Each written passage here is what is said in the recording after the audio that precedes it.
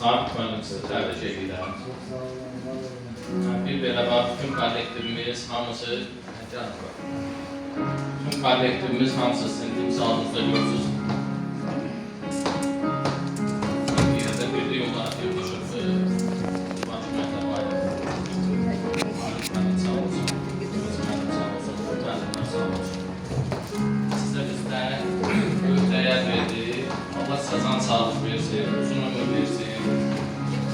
Hayatta en hoş arzularınıza satasınız. Ne istəkləriniz var, ne hoş istəkləriniz var, hansına satasınız. Halikman gəlsin mən.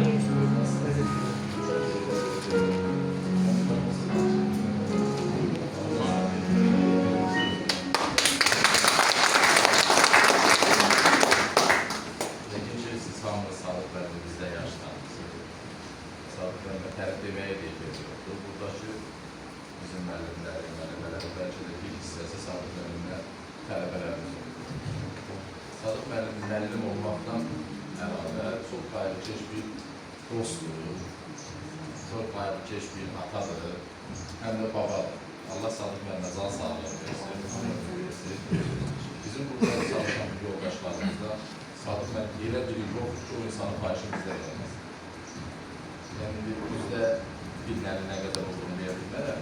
Amma yəni, müəyyən yaşamlar var, müəyyən görüş yerlərimiz var ki, orada biz bir neçə saat bir yerdə olduğumuz müddətdə ancaq məktəbin problemləri, plan müəllimi, dərs yükünə baxın, plan müəllimi, oyunu bilən və mənim şagirdlərdir. İnanır ki, sağlıq müəllim məktəbimizin direktorlarına daha çox sizin karşınızda sağlıq müəllimi.